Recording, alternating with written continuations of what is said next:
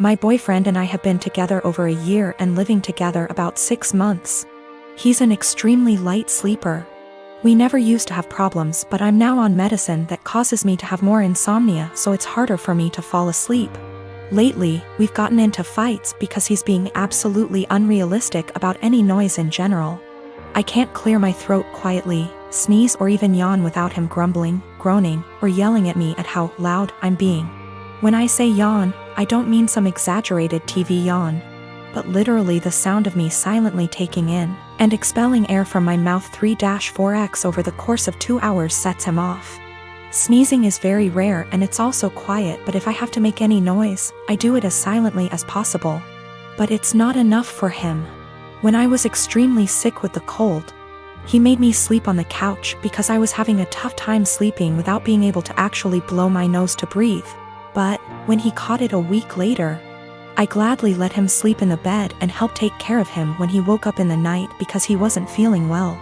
I've argued with him multiple times that it's unfair for him to expect absolute silence and be mad over the air he hears from a yawn, but he just shuts me down and tells me to be quiet because I've disturbed him from being right on the edge of sleep. I understand that when you're half asleep you're particularly grumpy, we've all been there. But it winds me all the way up that I already constantly have to cater to the way he needs tons of space. Meaning I have to sleep pencil straight all night or on the side not facing him if I want to move my legs at all. And then this sound thing. I've had previous BFs who were heavy sleepers that snored, made lots of noise, and honestly that bothered me less than constantly having to be alert to his needs. He says that earplugs don't work and he only likes to hear the fan, so white noise is out of the question. I don't want to go downstairs because then I'll just stay up, and I don't want to keep taking melatonin every night, but I'm this close to not renewing our lease together next year if things don't change. It also makes me feel like if we got married and had kids he'd just expect me to be up all the time dealing with the baby, so he can sleep, or complaining about his sleep, or if one of us was to have a chronic sickness that we'd have to sleep in different bedrooms, because of how selfish he is. My boyfriend of almost 3 years told me a series of white lies that to me seem more serious. Can't tell if I'm overreacting or if this is actually indicative of a bigger problem. My boyfriend and I have been dating for almost 3 years, living together for 2. We have a pretty good relationship, obviously with ups and downs, but we make it work and are happy. A little background on me and my boyfriend. I come from a single-parent home. My father was absent. My mother was and is by no means perfect, but she did her best with what she had. We were poor. Life was never easy for us, but we had each other. Since I was pretty young, I've wanted to pay her back someday. I've worked incredibly hard to be able to do so. I help her financially as much as I can and regularly pay her bills back / send her cash. I'm also her only living child now, as my brother passed away 5 years ago, which basically left me to help her. I don't care. I love my mother, and the right thing to do is to help her when she needs it. But is stressful. This is relevant because my boyfriend described coming from a somewhat similar past, and it is something we have bonded over. Having the mutual experiences seemed to bring us closer. He told me he also helped his parents financially, and we would often vent to each other about the stress it brings. I am not one to confide in many people, so having someone who I felt like actually understood me was meaningful to me. So here is where the lies come in, and I need someone to either tell me I'm not crazy and this is horror, or that I am crazy and this isn't a huge deal. I'm fine with either. When we met, my boyfriend lived in a condo in a pretty swanky part of the city. I live in the US Northeast. He told me he owned that apartment / condo. I found this to be interesting / odd because he was 28 at the time, and I know this property is upwards of $650,000 on the low end, and he was in an entry-level job for only like 2 years, so the numbers just didn't really add up. Whatever, maybe he's good at saving. But then, since living together, I never once saw a piece of mail for a mortgage payment, electric bill, taxes, nothing. Not for 2 whole years. Very odd. Also, when we started living together, he didn't have his room rented out in the former apartment yet, so he was still responsible for that portion of the rent. He would send a Venmo payment to his mother on the 1st of every month for his portion. I don't own property, but I can't think of a scenario where I would Venmo my mother to pay the mortgage on a property I supposedly own. getting more odd. He would then go to his parents' house for an afternoon and come back really upset. Usually when I would ask why, it was because they were having financial problems and he needed to help them out. I totally understood this and supported him. He literally has cried on my shoulder about this many times. He tried to start a company years back and ended up getting into debt somehow. He told me this debt was $17,000 and that he paid it off. I'm confused because I met him only 2 to 3 years after the supposed debt accrued / company dissolved, and it was already paid off. He told me when he moved back home after the business failed, he was $17,000 in debt and living at his parents' house working at a minimum wage job. How someone with a minimum wage job pays off that much debt in 3 years, I'll never know. We got into a fight a few weeks ago and I finally had enough and confronted him about these things. He doesn't help his parents, they actually pay his phone bill, and this was all a lie. He doesn't own that apartment, he didn't pay off that debt from his company. He initially told me his parents helped pay it off and then like 3 minutes later, came clean. And said that his business partner paid it off, so I have literally no idea what the truth is there, and if anything, in my eyes. His parents are the ones who are financially supporting him.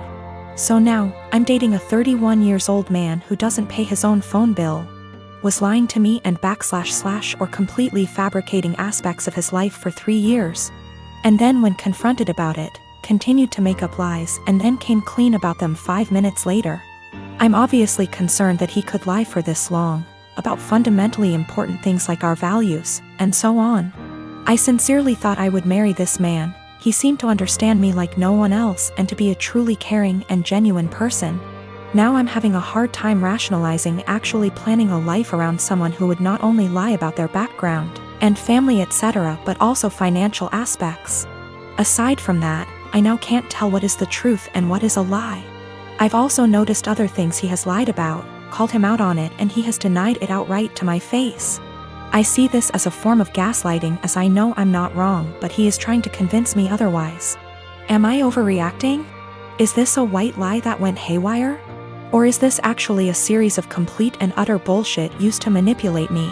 And also, is it insane for me to actually consider a life with this man? My partner and I have been in a relationship for 5 years, living together for 4. Recently my partner came home having had a short meeting with a financial advisor, and was really eager to talk about our financial future WRT savings goals, life plans, timelines for saving up a deposit for a house etc. This is a conversation I've been trying to have for years with him, so you'd think great, right? I should be really happy we're finally there. But I'm not. Talking about us going for a meeting with a financial advisor and starting to build towards our future together has given me really cold feet about the relationship. I think part of it is why now? I've been trying to talk to him about this for a really long time, with renewed efforts at the start of this year when I landed my first full-time salaried position and was working out my budget / personal savings goals. Just 4 months ago he wouldn't have a conversation about it. But now that the financial advisor has said the same things, it's obviously something we should be doing and I should just jump on board with? I think if the advice was particularly different to what I'm already planning, I'd be less annoyed. But the advice is the same. There's a certain type of savings account you can start in the UK specifically for saving up for a house.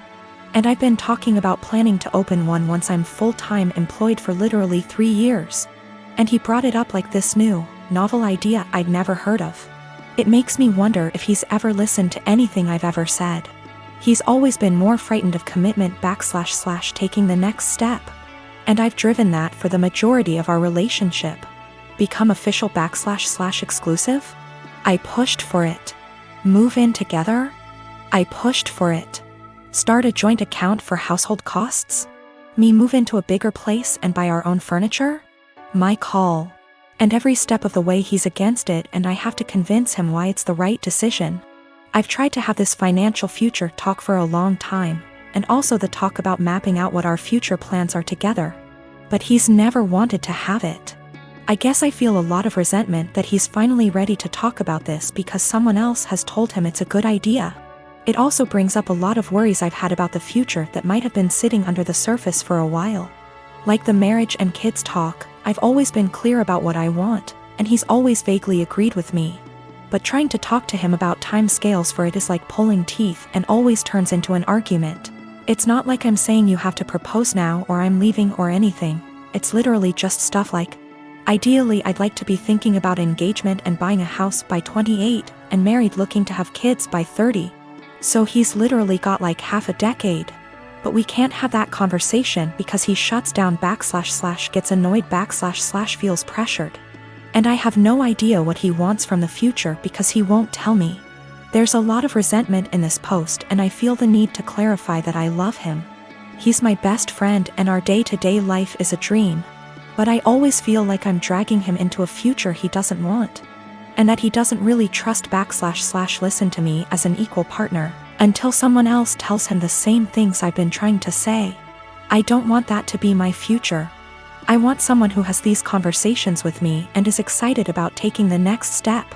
This feels like it has been one of the biggest underlying issues in our relationship that we've never been able to address.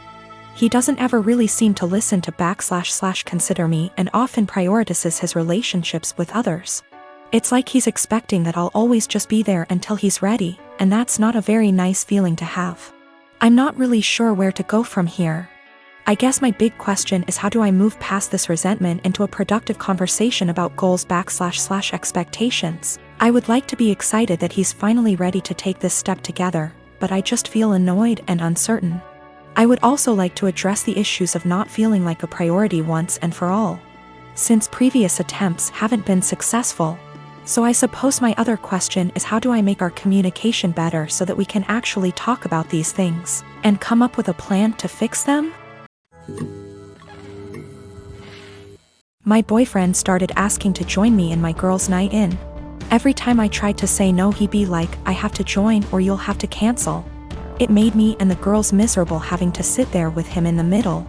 This past Friday he insisted to join us again. I had enough. I came up with an idea to get him to hate hanging out with us. Made a plan and told the girls what we were going to do, and they were down for OT. The girls came and my boyfriend immediately sat with us and started ruining our conversations by steering them towards him / his work / his achievement. So here's what I did. I started bringing up gross / embarrassing subjects, and the girls were eating them up by talking about them in details. Subjects like sevks, periods, his most sensitive spot, cramp diarrhea, hairy legs, fart getting trapped in the vulva and coming out the front, squeezing shit out of our faces, cramp diarrhea, dirty underwear, and again, cramp diarrhea.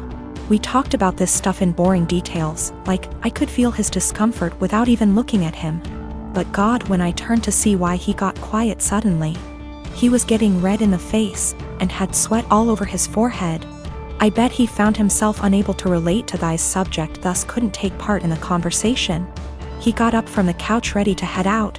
I looked at him and asked where he was going, and he was like, I just remembered that I have an important meeting with a guy in about 10 minutes and I have to go now. He rushed out telling us to have fun. The girls and I started laughing hysterically. He came home and berated me, saying I made him feel uncomfortable / sick with the horrible subjects I kept bringing. I said, what you talking about? This is the typical stuff girls talk about all the time, but he insisted I made him upset and caused him to leave. He declined to speak to me and been quiet since then.